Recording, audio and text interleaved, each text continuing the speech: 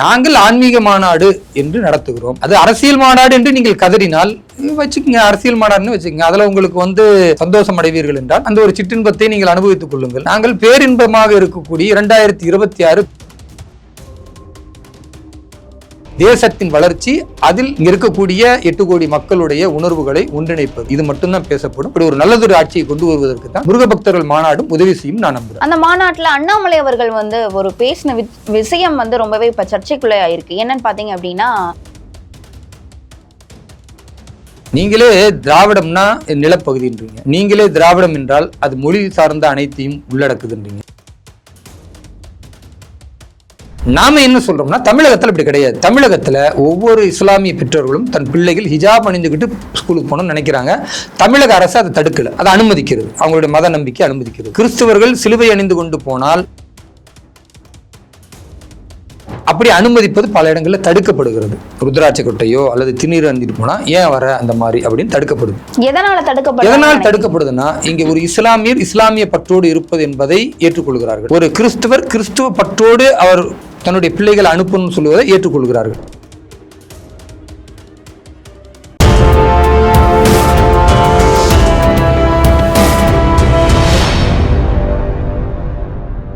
You Tamil நேயர்களுக்கு வணக்கம். நான் உங்கள் பிருந்தா சங்கர். இன்று நம்மோடு சிறப்பு விருந்தினராக இணைந்திருப்பது பாஜகவின் சிறுபான்மை அணியின் தேசிய செயலாளர் வேலூர் இப்ராஹிம் அவர்கள். வணக்கம். வாழ்க வளமுடன். நேற்று மதுரையில முருகர் பக்தர் மாநாடு நடந்திருக்கு. இதுல பலரும் கலந்துகிட்டு இருக்காங்க. இது நாங்க அரசியல் ஆக்கல அப்படின்னு சொல்லிட்டு பாஜகவினர் சொன்னாலும் இது அரசியலா தான் ஒரு புறம் பார்க்கப்படுது.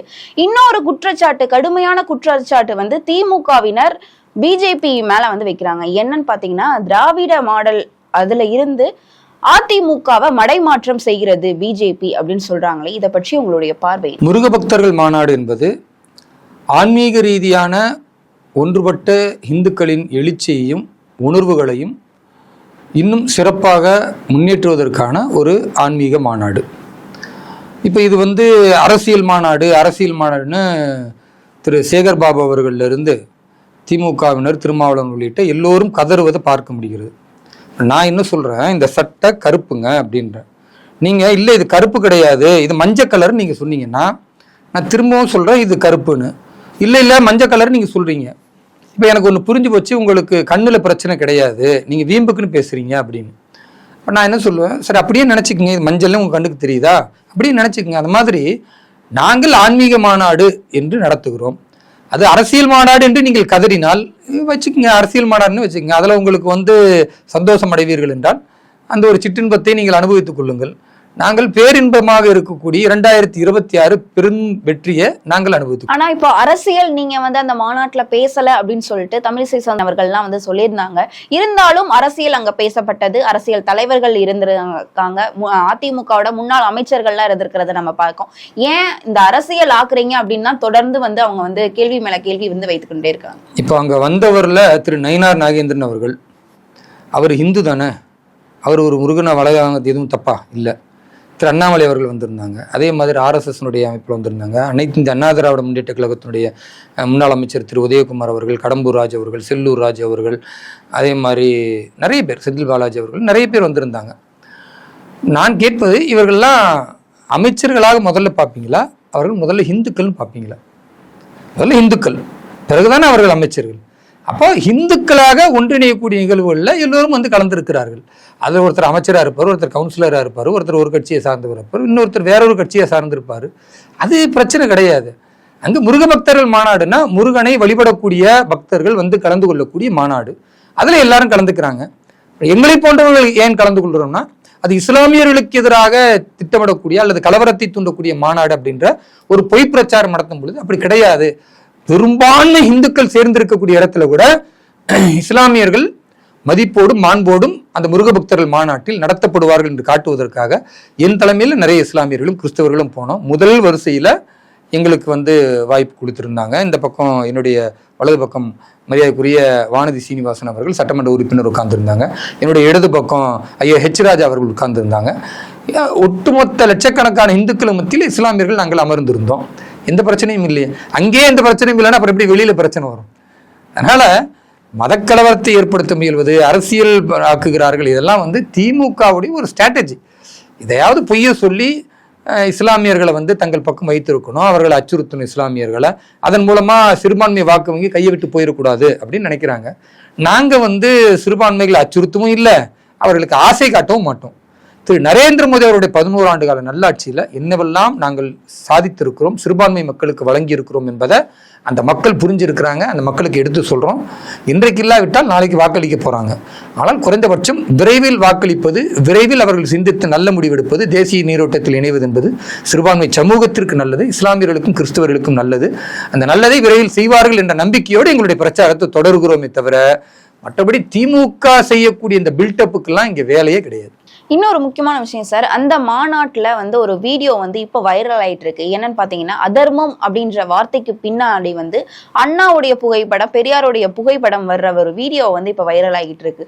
தொடர்ந்து வந்து திராவிட அப்படின்றத வந்து வஞ்சிக்கிறாங்க பிஜேபி அப்படின்னு சொல்லி சொல்றாங்களே, இது எப்படி பாக்குறீங்க?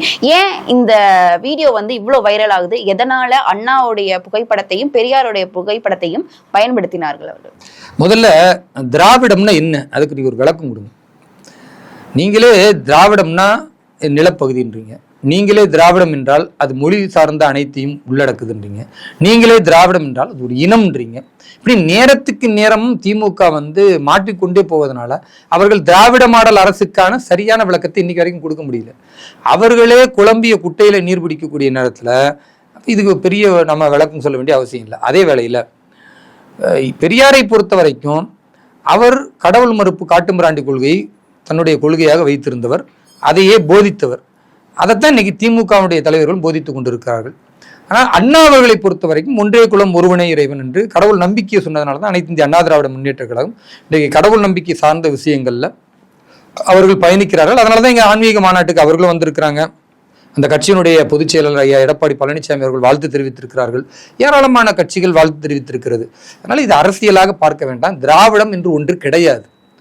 இவர்களாக திராவிடம் என்று புதிதாக ஒன்றை உருவாக்குகிறார்களே தவிர, கலைஞர் கருணாநிதி அவருடைய ஆட்சியில திராவிடத்தை மொழிந்ததை விட அவர் தமிழர்கள் நலன் தான் பேசியிருக்கிறாரு. இவர் ஒரு புது ஸ்ட்ராட்டஜி ஆரம்பிச்சு மக்களை குழப்புவதற்கான வேலையை செய்கிறார். 2026க்கு பிறகு இந்த திராவிடம் பேசக்கூடியவர்கள் பெரும்பாலும் இருக்க மாட்டாங்க.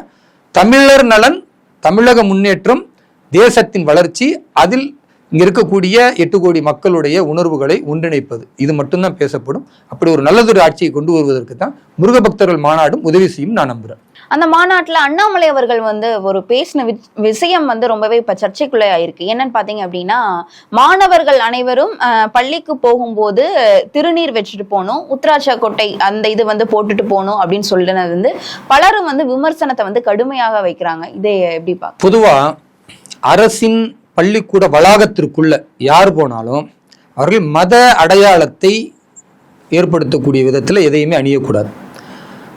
அது மாதிரியான பள்ளிக்கூட வளாகத்தில் மத அடையாள வழிபாட்டில் ஹிஜாபு போன்றவதை அணிந்தாலோ, அல்லது நீங்கள் பெருசாக பட்டை வச்சுக்கிட்டு வந்தாலோ, அல்லது நீங்கள் வந்து ருத்ராட்சம் வந்தாலோ, அல்லது நீங்கள் சிலுவை அணிந்து கொண்டு வந்தாலோ, அதே பள்ளி வளாகத்திற்குள்ள அனுமதி மறுக்கணும் அப்படின்றதான் பொதுவான சட்டம்.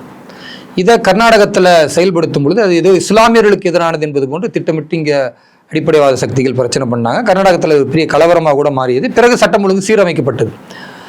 நாம என்ன சொல்றோம்னா, தமிழகத்தில் இப்படி கிடையாது. தமிழகத்தில் ஒவ்வொரு இஸ்லாமிய பெற்றோர்களும் தன் பிள்ளைகள் ஹிஜாப் அணிந்துக்கிட்டு ஸ்கூலுக்கு போகணும்னு நினைக்கிறாங்க.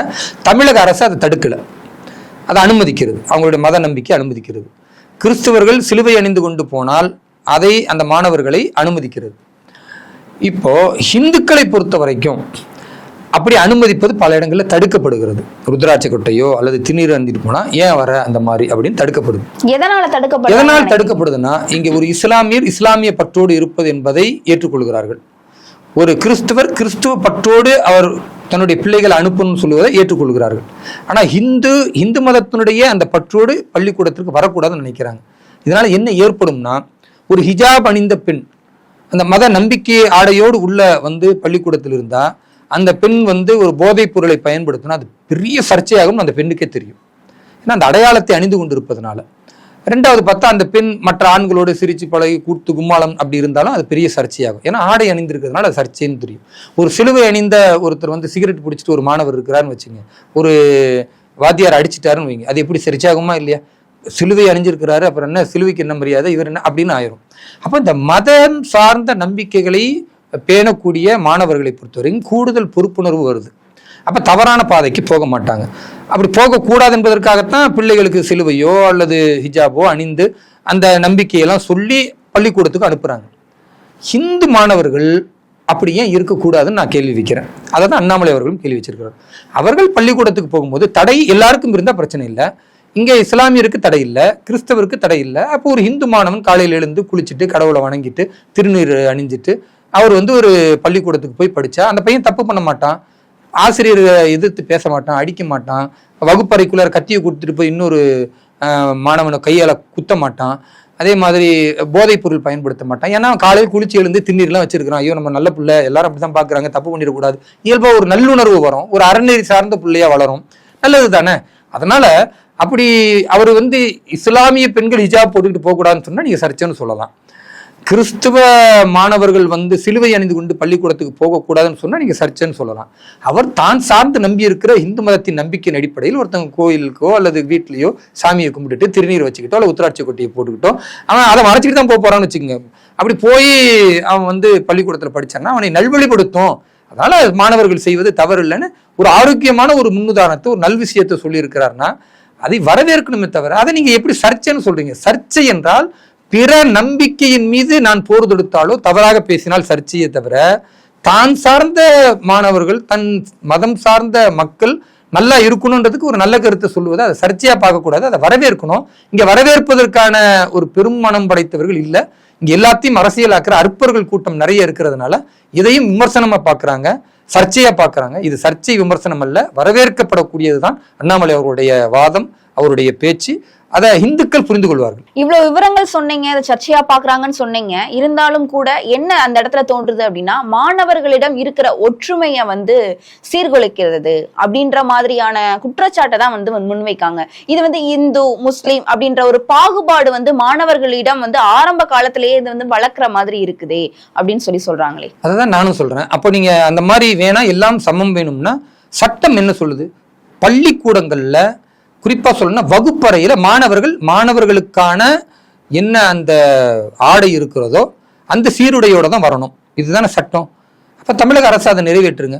மாணவர்கள் பள்ளிக்கூட வளாகத்திற்குள் வந்தா நீங்க ஹிஜாப் அணியாதீர்கள், சிலுவை அணியாதீங்க, அந்த மாதிரியான மதம் ரீதியான எந்த வழிபாட்டு முறையும் பள்ளிக்கூடத்தில் வைக்காதீர்கள் அப்படின்னு ஒரு ஸ்ட்ரிக்டா கொண்டு வாங்க. அப்போ திரு அண்ணாமலை அவர்கள் இல்ல நாங்க இந்துக்கள் திருநீர் அணிஞ்சிக்கிட்டு வருவோம், நீங்க மாணவர்கள்லாம் உத்தராட்ச கொட்டை போட்டுட்டு போங்கன்னு சொன்னா நான் எதிர்க்கிறேன். நான் பாஜகவினுடைய நிர்வாகி தானே, நானே திரு அண்ணாமலை அவர்கள் சொல்வது தவறுன்னு வெளிப்படையாக சொல்ல களத்துக்கு வரேன். நான் என்ன சொல்றேன்னா இஸ்லாமியர்களுக்கும் கிறிஸ்துவர்களுக்கும் வேறு பார்வை, இந்துக்களுக்கு வேறு பார்வைன்னு பார்க்காதீங்க. மாணவர்கள்லாம் ஒன்று மாணவர்களா பாருங்க, அல்லது மாணவர்கள் மத நம்பிக்கையோடு பள்ளிக்கூடங்களுக்கு வரலாம், வகுப்பறைக்கு வரலாம்னா அது எல்லாரும் வரலான்னு சொல்லுங்க. அது ஏன் நீ இந்து மட்டும் இழிச்சவாயனா பாக்குறீங்க? இப்ப நான் ஒரு இஸ்லாமியனா என்னுடைய இஸ்லாமிய பிள்ளைகளை என் பிள்ளைகளையே ஒரு வாய்ப்பு இருக்கு ஹிஜாபோட போகலான்னா நான் அப்படித்தான் அனுப்பி வைப்பேன். இல்லைம்மா நீ ஹிஜாபை கழட்டிட்டு போனா சொல்லுவேன். ஒரு அரசு அனுமதிக்கணும்னா நான் அப்படி அனுப்பி வைக்கிறது எனக்கு சிறப்பு. ஏன்னா என் மத நம்பிக்கையோடு சார்ந்து என்னுடைய மகள் போறாள்னா அது எனக்கு ஒரு பெருமை தானே. அந்த மாதிரி ஒரு ஹிந்து தன்னுடைய பிள்ளைய ஒரு திருநீர் அணிஞ்சு போறது என்பதை பெருமையாக்குறதுன்னா அதுல என்ன தப்புன்னு கேட்கிறேன். கண்டிப்பா இன்னொரு விஷயத்த சேகர் பாபு சொல்லியிருக்காங்க. என்னன்னு பாத்தீங்க அப்படின்னா பாஜக மாநில தலைவர்களிடையே முன்னாள் மாநில தலைவரா இருக்கட்டும், தற்போது இருக்கக்கூடிய மாநில தலைவர், இவர்களுக்கிடையே யாரு செல்வாக்கு அதிகம் வாய்ந்தவர் அப்படின்ற போட்டி பொறாமை இருந்து கொண்டு இருக்கிறது. இவங்க எப்படி களத்துக்குள்ள வருவாங்க அப்படின்ற மாதிரியான குற்றச்சாட்டை முன் வச்சிருக்காங்க. என்னன்னு பாத்தீங்க அப்படின்னா பச்சை துண்டு அணிந்து நயினார் நாகேந்திரன் அவர்கள் போராடுறாங்க, காவி துண்டு அணிந்து அண்ணாமலை அவர்கள் இது பண்றாங்க. இவர்களிடையே ஒரு ஒற்றுமை இல்ல, ஏதோ நம்மளோட பாஜகவுல நம்ம இருக்கிறோம் அப்படின்ற ஒரு இதுக்காக ஒருங்கிணைந்து இருக்காங்களே தவிர அவர்களிடம் உண்மையான ஒற்றுமை இல்ல அப்படின்ற மாதிரியான குற்றச்சாட்டை முன்வைக்கிறாங்களே. இதற்கு உங்களுடைய சேகர் பாபு அவர்களுடைய இந்த நல்லெண்ணத்தை நான் வரவேற்கிறேன். உண்மையாகவே அவர் என்ன பண்ணணும்னா இந்த மாதிரி ரெண்டு கருத்து உடையவர்களாக இருக்கிறாங்க அப்படின்னா அவங்களை பேசி ஒன்றுபடுத்தி பாஜகவை இன்னும் வலிமை பெற செய்வதற்கான பல்வேறு ஆலோசனைகளை அவர் வழங்கினா அது ஒரு மிகச்சிறப்பாக இருக்கும். கமலாலயத்திற்கு நாங்கள் வரவேற்கிறோம். அவரை ஒரு நாள் வரட்டும். நானே எங்களுடைய முன்னாள் தலைவரும் வர வைக்கிறேன். அவர் வந்து எப்படியெல்லாம் நீங்க வந்து பிரிஞ்சிருக்கிறீங்க, இன்னும் எவ்வளவு சிறப்பா இருக்கணும், எப்படி ஒன்று சேர்ந்திருந்தால் திமுகவை வீழ்த்த முடியும், நீங்க இந்த மாதிரி பிரிஞ்சிருக்கிற மாதிரி வெளியில் தெரிஞ்சு அப்புறம் நான் எல்லாம் பேசுறது எனக்கே கஷ்டமா இருக்குன்னு அவருடைய ஆற்றாமையை வெளிப்படுத்தினால், அவர் சில அறிவுரைகளை சொன்னால் நல்லதா இருந்தால் ஏத்துக்குவோமே. கட்சியின் பாஜகவின் வளர்ச்சிக்காக யார் சொன்னாலும் ஏத்துக்கலாம், அது எதிர்கட்சி உள்ளவர் சொன்னாலும் ஏற்றுக்கொள்ளலாம்ல. என்ன நாளைக்கு நல்லாட்சி பாஜக அமைக்கணும்னு திரு சேகர் பாபுக்கு அக்கறை இருக்கிறதுனால தானே இப்படி 2 பேர் பிரிஞ்சு இருக்கிறாங்க. ஒருத்தர் பச்சை போடுறாரு, ஒருத்தர் காவி போடுறாரு, கவலையில தானே பேசுறாரு. எங்கேயோ நின்று பேசுவதற்கு வாருங்கள், டி நகர்ல கமலாலயத்துக்கு வாங்க, எங்களுடைய பாஜகவுடைய தலைமை அலுவலகத்துக்கு வாங்க, உட்காந்து பேசுவோம், நிறைய நீங்க சொல்லுங்க, நல்ல விஷயங்கள் சொல்லுங்க, ஆட்சி அமைப்பதற்கு வேறு என்னவெல்லாம் சொல்லணும், எப்படி எல்லாம் இன்னும் எப்படி ஒற்றுமையா இருக்கணும்ன்றத நீங்க சொல்லி கொடுங்க, நாங்க வரவேற்கிறோம் அப்படின்னு சொல்றோம். அதனால எங்கேயோ ரெண்டு பிரஸ்டுக்குள்ள பேசுறதை விட கமலாலயத்துக்கு வருமாறு அன்புடன் அழைக்கிறேன். அது மட்டும் இல்லாம இப்ப அதிமுகவை வந்து பாஜக கொத்தடிமை ஆக்கிறது அப்படின்னு சொல்லிட்டு ரகுபதி அவர்கள் வந்து குற்றச்சாட்டு வச்சிருக்காரு. இதை எப்படி? திமுகவில் உள்ளவர்கள் கொத்தடிமைகளாக இருந்து கொண்டு பிற கட்சி பேசுறதுக்கு அருகதையே கிடையாது. நான் என்ன கேட்கிறேன், திமுகவின் தலைவராக திமுக குடும்பத்தில் உள்ளவர்களை தவிர வேற ஒருத்தர் யோசிச்சிட முடியுமா? துரைமுருகன் எவ்வளவு நீண்ட நெடிய காலம் திமுகவில் இருக்கிறார். அவர் என்ன சொல்றாரு, அடுத்து இன்பநிதி ஆட்சிக்கு வந்தா, இப்ப உதயநிதி வரப்போறாரு அப்படின்னு இவங்க நம்புறாங்க, அடுத்து இன்பநிதி ஆட்சிக்கு வந்தாலும் அதிலும் நான் வந்து அவருக்கு கீழே பணி செய்வேன்னா இது அடிமைத்தனமா இல்லையா? அப்போ இவ்வளவு ஆண்டு பாரம்பரியம் இருந்து கலைஞர் ஆட்சி காலத்துல இருந்து இருக்கிறேன், அண்ணா ஆட்சி காலத்துல இருந்து இருக்குன்னு சொல்லக்கூடிய துரைமுருகனுக்கு இதுதான் நிலைமைன்னா 200 ரூபா ஓபிஎஸ்க்குலாம் வேற என்ன பண்றது? அதனால இந்த உடன்பிறப்புகள் என்று சொல்வது வாயளவில் அங்கு இருக்கிறது. உடன்பிறப்புகள் என்று உண்மையாக நினைத்தால் சரிசமமான பங்கு வேணும். அப்போ திமுகவுடைய தலைவராக ஒருத்தரை கற்பனை பண்ணி கூட பார்க்க முடியாது. ஆனால் இங்கே பாரதிய ஜனதா கட்சியில் யார் வேண்டுமானாலும் தலைவராக வரலாம். பட்டியல் சமூகத்திலிருந்து வரலாம், சிறுபான்மை சமூகத்திலிருந்து வரலாம், அதே மாதிரி வெவ்வேறு சமூகங்கள்ல இருந்து வரலாம், யார் வேண்டுமானாலும் வரலாம். இது பாஜக. அதனால இங்கே எந்த தலைவர்கள் எந்த சாதி எந்த மதம்னு பார்க்க மாட்டோம். அங்கே அறிவாலயம் குடும்பத்திலிருந்து வந்தால்தான் அவர்கள் தலைவர்களாக இருப்பார்கள் என்று நம்பி அடிமை சாசனத்தை எழுதி வைத்துக் கொண்டிருக்கிற திமுகவுடைய கட்சிக்காரர்கள் இப்படி பேசுவது என்பது அது தற்குறித்தனமான பேச்சு. அதை நம்ம தள்ளி விட்டுட்டு போயிடலாம். குறிப்பாக இப்ப இந்த அரசியல் களத்துல பாத்தீங்க அப்படின்னா எல்லாருமே வந்து அந்த மதுரையை குறி வைக்கிறாங்க. அதற்கு என்ன காரணமா இருக்கும்? இதற்கு முன்னாடி வந்து திமுகவும் மதுரையில மாநாடு நடத்துச்சு. இப்போ வந்து மதுரையில வந்து இப்ப வந்த தலைவர் விஜய் அவர்களும் வந்து அந்த இடத்துல மதுரையில தான் வந்து நிக்க போறதா வந்து பல தகவல்கள் வெளியாயிருக்கு. இப்போ மதுரையில முருகன் மாநாடு அது நடத்தியிருக்காங்க பிஜேபி சார்பாக, அதிமுக பிஜேபி சார்பாக. என்ன காரணம் மதுரையை குறிவை? மதுரை என்பது தமிழகத்தினுடைய ஒரு மையப்பகுதி. ஒரு மாநாடு நடத்தினா எல்லோரும் இலகுவாக வருவதற்கு முடியும். அது ஒரு மிக முக்கியமானது. எந்த கட்சி அரசியல் கட்சினாலும் மக்களை திரட்டணும், மக்கள் வலிமையை காட்டணும், அது ரொம்ப இம்பார்ட்டன்ட். 2வது மதுரையில் என்பது அது சங்கம் வளர்த்த தமிழ் சங்கத்தினுடைய மிக அடையாளம். பன்னெடுங்காலமாக இருக்கக்கூடிய பல்வேறு புனித தலங்கள் அங்கு இருக்கிறது. இந்துக்களுடைய குறிப்பான வழிபாட்டு நம்பிக்கை சார்ந்த பல விஷயங்களை பல்வேறு வரலாறுகளாக இலக்கியங்களாக அது எல்லாமே அங்கிருந்து தான் தோற்றுவிக்கப்பட்டிருக்கிறது. அதனால் அது ஒரு சென்டிமெண்ட்டா, ஒரு மதம் சார்ந்த நம்பிக்கையா, அதே மாதிரி மக்கள் திரளுவதற்கான ஒரு வாய்ப்பாக, இப்படி பல்வேறு விஷயங்கள்ல மதுரை சிறப்பான ஒரு விஷயமா இருக்கிறதுனால அந்த மண்ணை தேர்ந்தெடுக்கிறார்கள். அது தவறு ஒன்றும் கிடையாது, யார் வேண்டாலும் தேர்ந்தெடுக்கும். கண்டிப்பா அரசியல் ரீதியா பல விவரங்களை எங்களோட பகிர்ந்தமைக்கு நன்றி. நன்றி, வாழ்த்துக்கள்.